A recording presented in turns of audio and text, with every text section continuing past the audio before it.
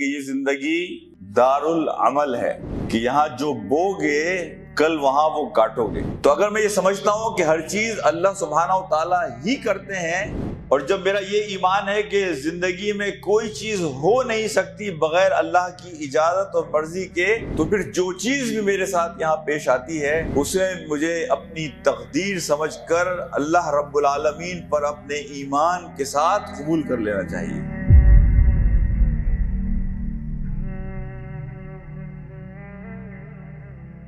دیکھیں، یہ جو زندگی ہے یہ حقیقت میں اس کے بعد والی زندگی کی تیاری کا ایک مرحلہ ہے۔ اللہ سبحانہ و تعالیٰ نے یہ زندگی اس طرح سے ڈیزائن کی ہے کہ اس زندگی میں جو ہماری کارکردگی ہوگی اس کے مطابق اگلی زندگی میں ہمارے مقام کا تعین ہوگا۔ اسی لیے یہ بات کہی جاتی ہے کہ یہ زندگی دارالعمل ہے کہ یہاں جو بوگے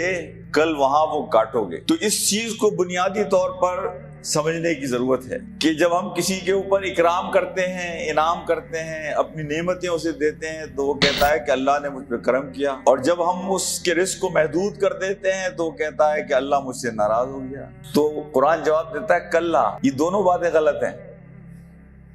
اس لیے کہ یہ دونوں چیزیں حقیقت میں تمہاری اگلی زندگی کی تیاری کا سامان ہے۔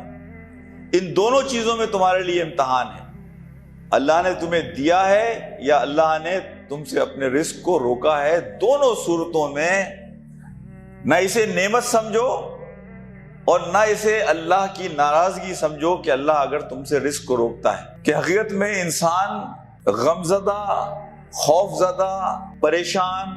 فکر مند اس وجہ سے ہوتا ہے کہ وہ زندگی کی پوری تصویر کو اپنے سامنے نہیں رکھتا ہے۔ اگر اس زندگی کی حقیقت کو وہ سمجھے تو اصل میں غمی اور خوشی چیزوں کے ہونے یا نہ ہونے میں نہیں ہے، غمی اور خوشی کا براہ راست تعلق میری سمجھ سے اور میری دل کی کیفیت سے ہے۔ تو اگر میں یہ سمجھتا ہوں کہ ہر چیز اللہ سبحانہ و تعالیٰ ہی کرتے ہیں، ان اللہ علی کل شیء قدیر، اور جب میرا یہ ایمان ہے کہ اللہ ہی ہر چیز کے مالک اور خالق ہیں، اور جب میرا یہ ایمان ہے کہ زندگی میں کوئی چیز ہو نہیں سکتی بغیر اللہ کی اجازت اور مرضی کے،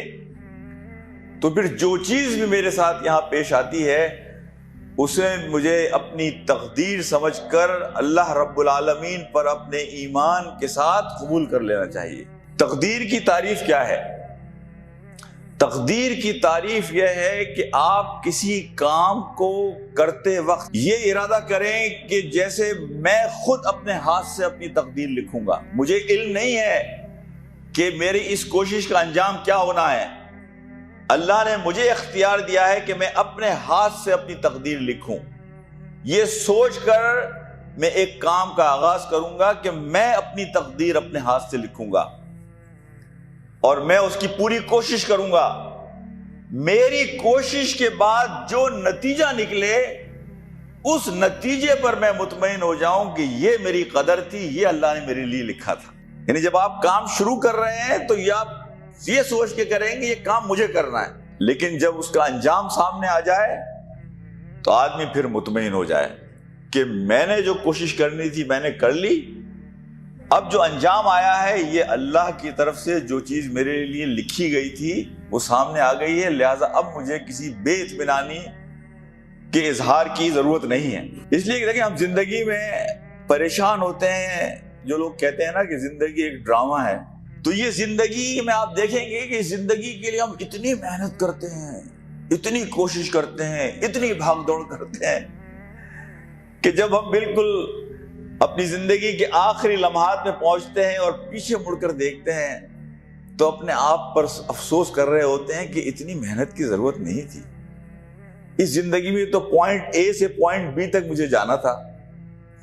اور اس سفر کے لیے تو اگر میں چھوٹا موٹا بھی اپنا کوئی انتظام کر لیتا تو بڑی خوشی کے ساتھ اپنی زندگی گزار لیتا۔